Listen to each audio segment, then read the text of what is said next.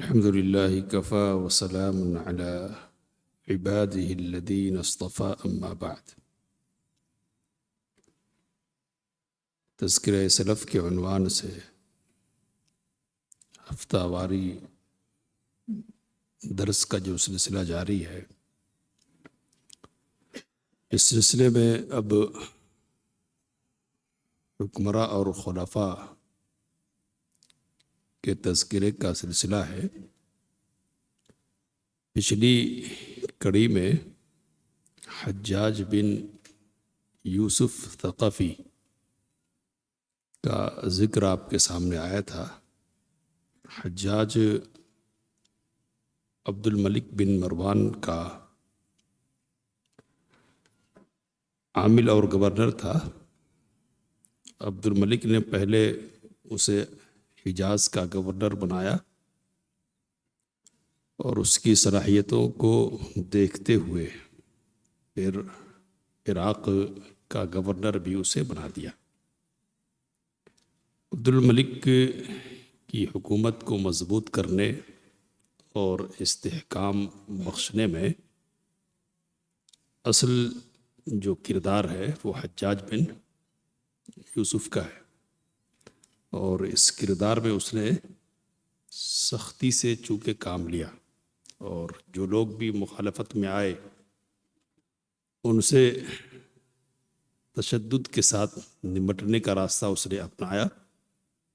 اس لیے اس کی پہچان ایک سفاک کی ہو گئی، اور اس کی سفاکیت اور خون بہانے کی جو صفت ہے اس کو اتنی شہرت ملی کہ بس یہی اس کی ایک پہچان بن گئی، اور دوسرے جو اس کے شخصی اوصاف تھے ان کی طرف لوگوں نے کم ہی توجہ کی۔ بعض محققین نے ابھی دور حاضر میں باقاعدہ حجاج پر کام کیا، اور تاریخ کے اوراق میں صفحات میں حجاج سے متعلق، اس کے اوصاف سے متعلق جو باتیں بکھری ہوئی ہیں ان کو جمع کرنے کی کوشش کی، اور ایک بیلنس قائم کرنے کی کوشش ہوئی ہے کہ حجاج نہ کوئی فرشتہ صفت انسان تھا اور نہ ہی وہ بالکل شیطان تھا کہ اس کو بس شیطان کی نگاہی سے دیکھا جائے۔ اس نے سختیاں کی ہے، اس نے تلوار کا استعمال کیا اور کئی لوگوں کو اس نے قتل کیا، لیکن حالات اس وقت کے جو تھے ان کو سامنے رکھتے ہوئے، اور اس کی جو اپنی عادت تھی اور حکومت کے ساتھ اس کی جو غیر مشروط وفاداری تھی نا، اس کو دیکھتے ہوئے یہ ساری سختیاں اس کی طرف سے ہوئی ہے۔ وہ خلافت اور حکومت کے خلاف کسی کو اٹھ کھڑا ہوا دیکھنا نہیں چاہتا تھا۔ وہ چاہتا تھا کہ سب ایک حکومت اور ایک خلافت کے تحت آ جائے، اور بغاوت کا کوئی مزاج کسی کی طرف سے کسی طور پر بھی دیکھنے کو نہیں ملے۔ تو اس مزاج کی بنیاد پر اس نے لوگوں کے ساتھ سختی کی ہے، اور بعض اچھے لوگ بھی اس سختی کی زد میں آ گئے، اور اچھے لوگوں کے زد میں آنے کی وجہ سے اس کا نام اور زیادہ خراب ہو گیا۔ اگر مختصر لفظوں میں بات کی جائے تو یہ کہہ سکتے ہیں کہ اگر حجاج کی سختی نہیں ہوتی نا تو عبد الملک کی حکومت کو مضبوطی نہیں ملتی، اور عبد الملک اگر مضبوط نہیں ہوتا حکومت کے اعتبار سے تو اسی وقت جیسا کہ بعد میں ہوا کہ مسلمانوں کی کئی حکومتیں بن جاتی، خوارج کی حکومت الگ ہوتی، اور پھر اہل تشیع بھی اپنی حکومت الگ بناتے، اور کچھ دوسری حکومتیں بھی بنتی تھیں باقیوں کی، لیکن حجاج نے سختی سے نمٹ کر ساری بغاوتوں کو اور مغاوتوں کے سارے ماحول کو کیا کر دیا؟ کچل کر رکھ دیا۔ تو یہ اس کی جو اصل پہچان ہے اس کے حوالے سے گفتگو ہے۔ حجاج بن یوسف کے بہت سارے کارنامے بھی ہیں اور بہت ساری خوبیاں بھی اس کے اندر تھی۔ تو کارناموں میں ایک کارنامہ یہ ذکر کیا گیا کہ اس نے جب یہ دیکھا اور محسوس کیا کہ قرآن کو پڑھنے والے اب عجمی لوگ بھی بن گئے، اور عجمیوں کو پڑھنے میں قرآن مجید دقت کا سامنا کرنا پڑ رہا ہے، اور اس کی بنیاد پر لہجوں میں فرق ہو جا رہا ہے۔ تو اس نے قرآن مجید پر نقطے لگوائے اور زیر زبر لگوانے کا اہتمام کیا ہے۔ تو یہ اس کا کارنامہ ہے، اور یہ اس کارنامے کو ذکر کرتے ہوئے یہ بات بھی ذہن میں رہنا چاہیے کہ خود قرآن مجید سے اس کا اپنا تعلق بڑا گہرا تھا، اور کثرت سے وہ قرآن مجید پڑھتا تھا، بلکہ مبالغے کی بات بھی کی گئی ہے کہ اس نے رمضان میں ایک دن میں ایک مرتبہ قرآن ختم کیا ہے۔ تو اس حد تک قرآن مجید کو پڑھنے والا تھا وہ۔ محمد بن قاسم ثقفی کا نام ہم سب جانتے ہیں، فاتح سندھ۔ تو سندھ کی فتح کا، باقاعدہ فتح کا جو کارنامہ ہے وہ حجاج بن یوسف کے زمانے میں پیش آیا، اور حجاج کے اشارے پر سندھ پر کئی حملے ہو چکے تھے اس سے پہلے، لیکن باقاعدہ طور پر اسلامی حکومت کا قیام یہاں ہو نہیں سکا تھا۔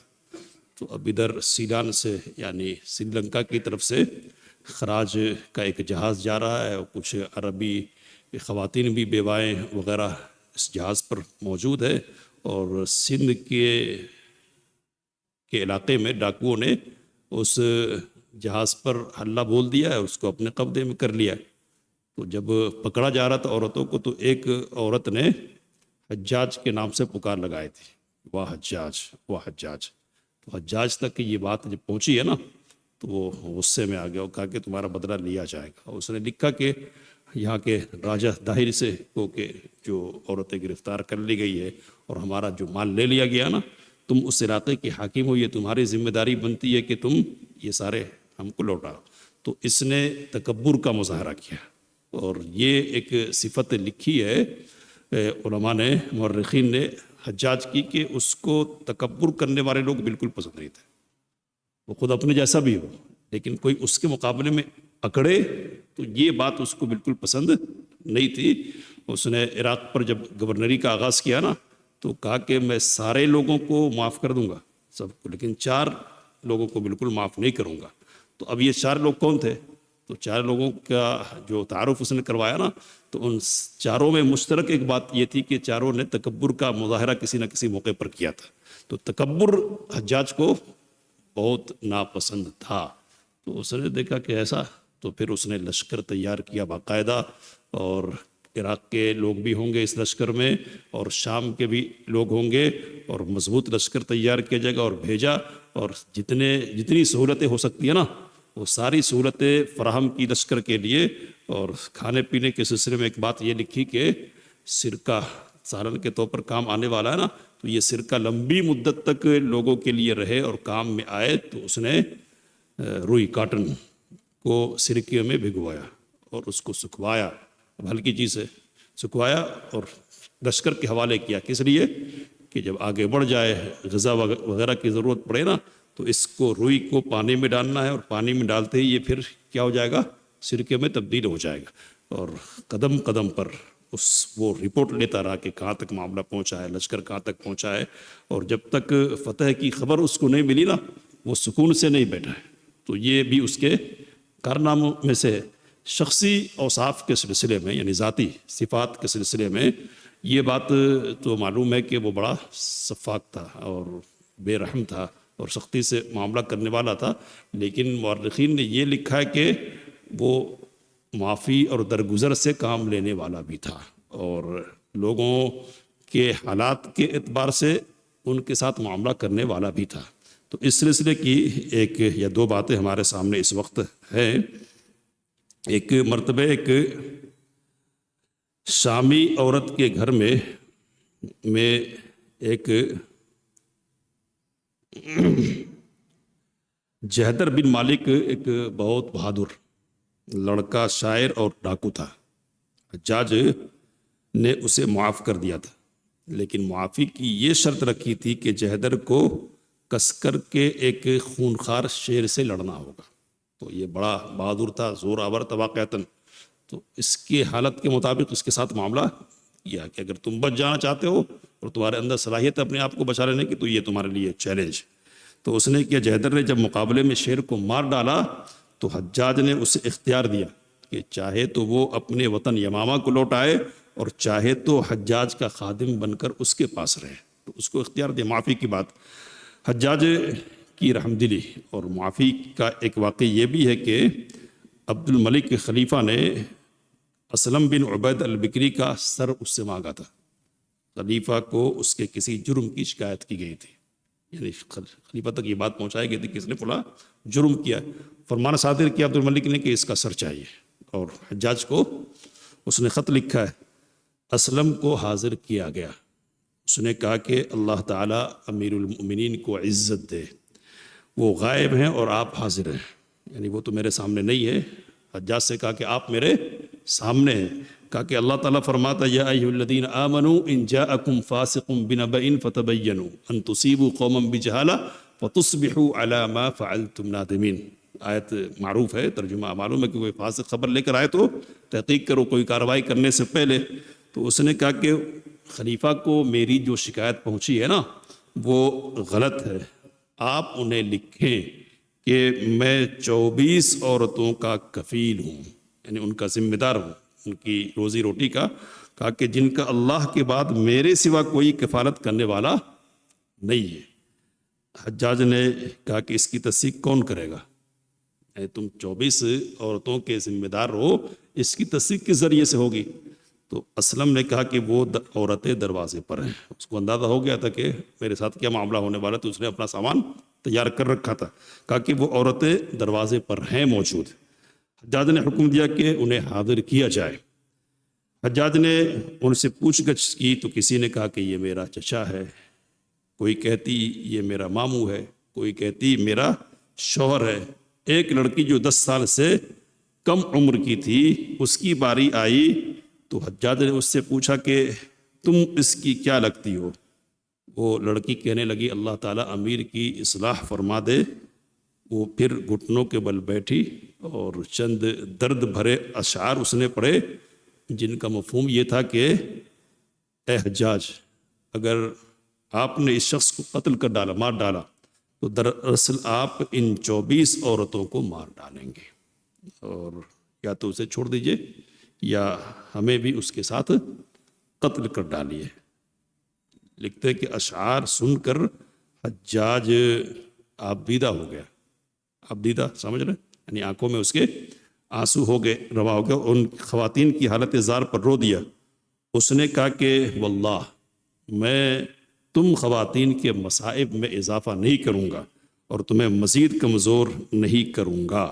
اس نے عبد الملک کو تمام ماجرا لکھ بھیجا پھر، اور وہ راضی ہو گئے اور لکھا کہ ان خواتین سے بہت اچھا سلوک کرے، اور یہ جو لڑکی ہے نا جس نے اشعار پڑھے ہیں اس کی خاص طور پہ خبر رکھو، اس کا خاص خیال رکھو۔ حجاج ایک روز بصرہ جا رہا تھا، راستے میں ایک عورت اس سے ملی اور کہنے لگی حجاج اللہ سے ڈر، حجاج اللہ سے ڈر، ہمارے شوہر 6 مہینے سے ابن ابی بکرہ کے ساتھ غائب ہیں۔ حجاج کو اس پر ترس آیا، اس نے اس کے شوہر اور اس کے ساتھ کے تمام قیدیوں کو رہا کر دیا۔ تو اب یہ تاریخ کے بکھرے ہوئے اوراق میں منتشر چند واقعات ہیں، ایسے واقعات مل سکتے ہیں۔ تو کہنے کی بات یہ ہے کہ ایک پہلو حجاج کا کیا ہو گیا، نمایاں ہو گیا، اور دوسرے جو پہلو ہے اس کی شخصیت کے وہ سب اس پہلو کے تہ میں دب گیا ہے۔ یہ خطرناک آدمی تھے، اس میں کوئی شک نہیں ہے، لیکن بہرحال اس کے اندر اچھائیاں بھی تھی۔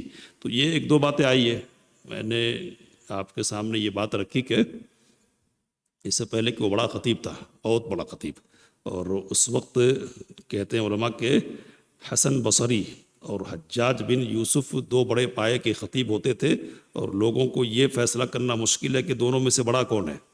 تو خطابت کے اعتبار سے اس کی تحریر بہت زوردار ہوتی تھی۔ وہ علماء کا قدرداں بھی تھا، علماء کا، اور حسن بصری رحمۃ اللہ علیہ کی مجلسوں میں جا کر ان کی تقریریں اور ان کا وعظ سنتا تھا۔ کبھی وعظ لمبا ہو جاتا تو ایک موقع پر ایسا ہی لمبا وعظ ہو گیا اور لوگ آہستہ آہستہ کھسکنے لگے، تو کہا کہ ذرا لوگوں کا خیال کیا کیجیے، لوگوں کو دقت میں مت ڈالا کیجیے۔ تو کہا کہ میں کیوں ڈال رہا ہوں، اب جن کی ضرورت ہے وہ بیٹھے ہوئے۔ سعید بن جبیر رحمۃ اللہ علیہ کے سلسلے میں یہ بات ہمارے سامنے آئی پچھلے ہفتے کہ ان کو حجاج نے قتل کروایا ہے۔ تو سعید بن جبیر کا بھی وہ بڑا قدردان تھا اصل میں، اور ان کو اس نے کئی عہدوں پر رکھا ہے پہلے، لیکن چونکہ ایک باغی شخص کے ساتھ وہ اٹھ کھڑے ہوئے اور اس بنیاد پر وہ حجاج کے مد مقابل ہو گئے. اس کے باوجود حجاج کوئی نہ کوئی راستہ ڈھونڈ رہا تھا کہ معافی کا راستہ نکل رہا ہے، لیکن انہوں نے سختی کا معاملہ کیا اور کہا کہ میں جس موقع پر تھا اسی موقف پر ہوں، اور اس میں کسی قسم کی کوئی تبدیلی نہیں ہوگی. تو وہ جو مزاج ہے نا اس حجاج کا، کون سا مزاج؟ کہ حکومت کے خلاف کوئی بھی ہو اس کو چھوڑا نہیں جائے گا. تو اس مزاج کی بنیاد پر اس نے کیا کر دیا؟ فیصلہ کر دیا. تو بہرحال ایسی کئی باتیں ہیں. اب میں پڑھ رہا تھا اور بات یہ کہ 500 صفحات پر مشتمل، 550 صفحات پر مشتمل یہ کتاب ہے.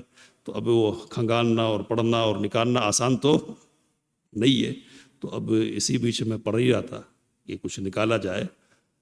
تو ایک فون آتا اور کہتا کہ آپ کو فون کر دیا میں نے، اب بیزی آدمی ہے، مختصر بات کرتا ہوں. تو واقعتاً آج یہ محسوس ہو کہ بیزی ہونا چاہیے، بیزی ہو کر کچھ نکل سکتا ہے. تو اب ساری باتیں تو آپ کے سامنے نہیں رکھ سکتے ہیں. کہنے کی بات یہ ہے کہ جو قرن اول ہے نا، یا قرن اول کے بعد کا دوسرا جو قرن ہے نا، اس میں کچھ کمزوریاں تھی، لیکن کمزوریوں پر بہرحال کیا ہے، خوبیاں اور اچھائیاں بھاری تھی. اور وہ لوگ جو سماج کے برے لوگ شمار کیے جاتے ہیں نا اس دور کے، وہ بھی ہمارے دور کے اچھوں سے بہت اچھے اور بہت اچھے تھے. تو حجاج بھی اس سلسلے میں ایک بہت بڑا نمونہ ہے. اب کیا کرنا چاہیے؟ تو لوگوں نے اس قدر بنایا. میں انٹرنیٹ پہ دیکھ رہا تھا، لوگ یہ پوچھ رہے کہ حجاج مسلمان تھا کیا؟ سوال پوچھا جا رہا ہے. کیا حجاج مسلمان تھا؟ حجاج مسلمان تھا، لیکن کیا ہے، کئی گزرے تاریخ میں کہ جنہوں نے خناشا میں ہے کہ مسلمان تھے، وہ کلمہ گو تھے، لیکن ان سے کچھ غلطیاں ہوئی ہے. تو اسی طرح حجاج سے بھی غلطیاں ہوئی ہے. اس کے کارنامے بھی ہے، ظاہر سی بات ہے کہ کارنامے بھی ہوں گے اور غلطیاں بھی ہوں گی. اللہ تعالیٰ کو معلوم ہے کہ کس کا پلڑا بھاری ہے، اور جو غلطیاں کی گئی ہے وہ کس پس منظر میں کی گئی، اس کو اللہ تعالیٰ خوب جاننے والا ہے. تو ایک مسلمان ہونے کی حیثیت سے رحمت کے کلمات ہم اس کے لیے کہہ سکتے ہیں. دل نہیں مان رہا ہے تو کسی کو ملامت کرنے کا بھی کوئی معاملہ ہمارے پاس نہیں ہے. اللہ سے دعا کی باتوں کو سمجھنے سے قابل لینے کی توفیق مت فرمائے. آمین. وآخر دعوانا ان الحمد للہ رب العالمین.